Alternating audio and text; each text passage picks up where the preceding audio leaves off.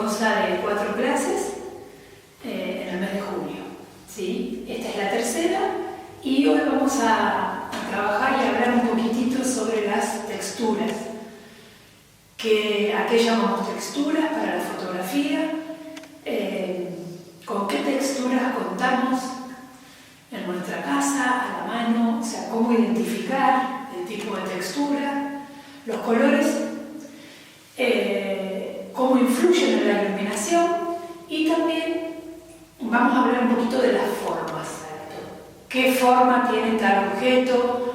¿Qué líneas recorren en el cuadre? Porque esto nos da la visión de cómo ubicarnos y empezar a ser consciente de todo lo que tenemos en juego en una fotografía.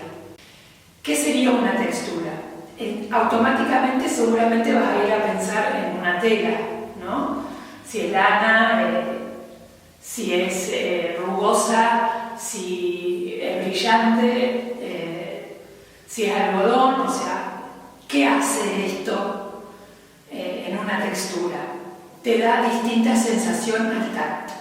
Entonces, lo primero que tenemos que tener en cuenta es que no solo estamos hablando de cómo se siente al tacto la textura, sino en la fotografía cómo se ve, cómo esa textura, ¿sí?, se percibe visualmente. Esto es lo que le agregamos cuando hablamos de textura a una fotografía. Entonces, no estamos hablando solamente de cómo se siente al tacto, y no estamos hablando solamente de telas, sino de la textura que tienen todos los objetos, o la vestimenta, o la piel de una persona. Bien, entonces, vamos a encontrar diferentes tipos de texturas, ¿sí? Por ejemplo, rugosa.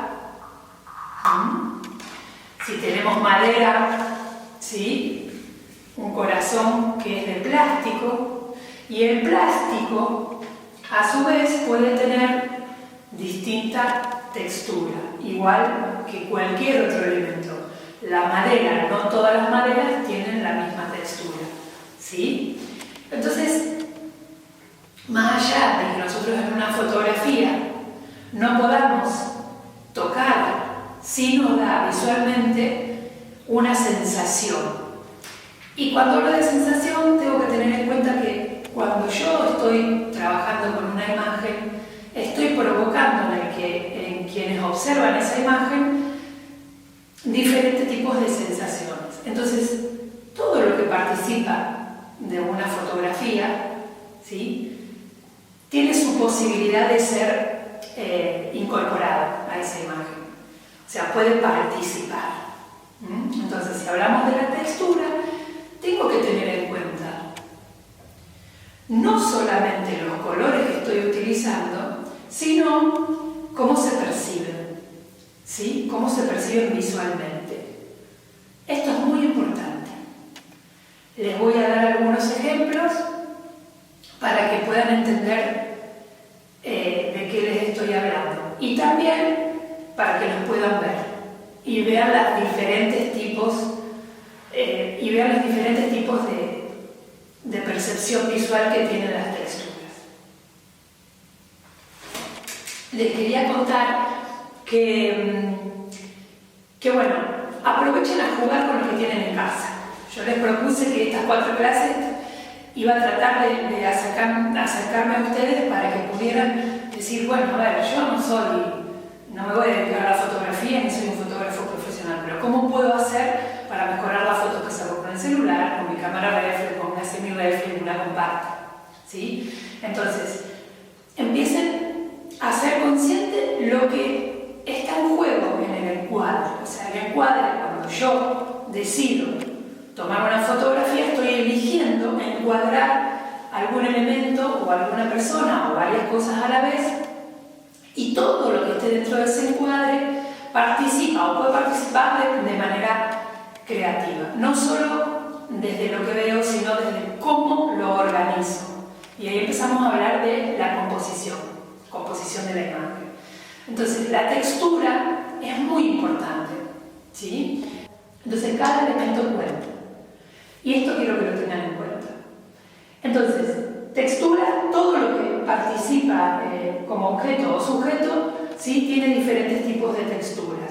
Y nunca van a tener en una foto una sola textura, salvo que ustedes tomen un objeto y llenen el cuadro, como por ejemplo esto que les voy a mostrar ahora.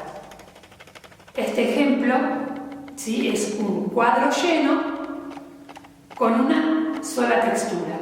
Cuando tomamos una fotografía, hay más de una textura, hay más de un elemento. Bueno, ahí la cámara está haciendo foco.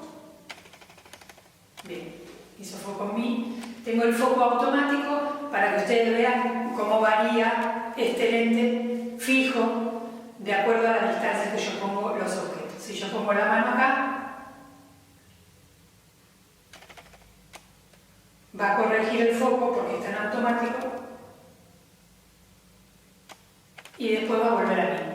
Un poco la temática de texturas y pasar a las formas, cerramos en esto. Aprovechen que también tienen la posibilidad de, si utilizan alguna tela, como por ejemplo la que les mostré que tiene agujeros, o una tela que tenga brillo, tener en cuenta cómo se ilumina. También la pueden utilizar para algún filtro, ¿sí? Para poner adelante del lente, crear como darle relieve a la imagen. La pueden utilizar de muchas maneras, a las telas, las texturas y demás. Tengan en cuenta cuando salen, por ejemplo, a la naturaleza y hay árboles o plantas, los diferentes tipos de texturas, los colores que están en juego, aprovechar el tema de generar contraste, o sea, entre si yo quiero hacer una foto, por ejemplo, que es uniforme, que trabaja sobre los mismos tonos, lo tengo que hacer consciente para ver qué color tiene cada elemento que aparece en la fotografía. Entonces, a partir de hacer consciente los elementos, los objetos o la vestimenta que usa la modelo o el modelo, voy a poder elegir qué tipo de tonalidad, por ejemplo, utilizar en mi fotografía, ¿sí? De qué color quiero que se vea, y no necesariamente utilizar un filtro después de la edición, ¿sí? Todo lo que se piensa previamente me permite la posibilidad de elegir cómo quiero que se vea mi fotografía. Entonces, espero que les ayude saber qué cosas están en juego a la hora de hacer una foto. Bien, si separo, dejamos de hablar de textura y hablamos de formas. Les voy a dar algunos ejemplos. Cuando hablo de líneas y formas, ¿de qué estoy hablando? Y cómo tenerlas en cuenta para organizar la imagen que estoy encuadrando. Porque si yo tengo una línea, varias líneas que atraviesan el encuadre, ¿sí? Tengo que saber ubicarme ¿para qué? Para que pueda dar profundidad o para que me aplane la imagen, para que me dé distintas dimensiones, me haga generar un recorrido en la imagen. Si yo tengo una línea que me conduce por el encuadre, ¿sí? Esa línea me permite que le dé al que observa la foto una lectura. Entonces, cuando yo trabajo con una imagen, en realidad le estoy dando algo que ver a quien mira esa fotografía. Y en ese ver hay una lectura. Todo lo que vemos tiene una lectura, o sea, tiene un inicio, un recorrido y un final. Si tiene un solo impacto visual, es algo plano, que también se puede provocar. Pero si tengo más de un elemento participando en mi encuadre, le voy a dar un recorrido. Y ese recorrido, de acuerdo a cómo lo utilice o dónde lo pongo en mi set o en mi lugar donde estoy fotografiando, es cómo voy a darle la composición. ¿Sí? O sea, yo puedo distribuir los elementos de una manera que me interese mostrarlo a mí.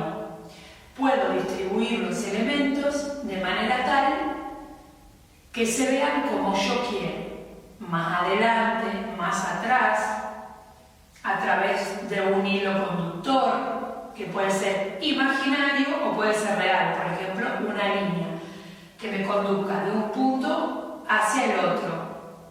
Una cadena, una soga, un camino, un árbol, una persona me conduce a otra persona, un animal, etc. Esto es para tener en cuenta en la composición. Los colores, las texturas, sino que las formas, las líneas, también participan y conducen. Entonces, ya hablamos de muchas cosas. La clase pasada hablamos de las posiciones de las luces.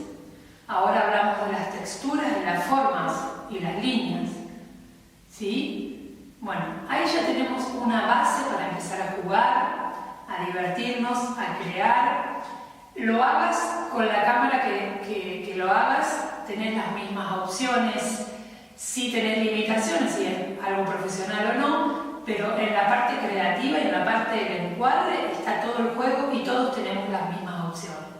Porque podemos trabajar con las cosas que tenemos a mano, porque podemos usar las luces de casa, podemos usar la vestimenta, el maquillaje, etc. Hasta la próxima clase, que voy a hablarles un poquito de cómo mejorar las fotos con el celular. Adiós.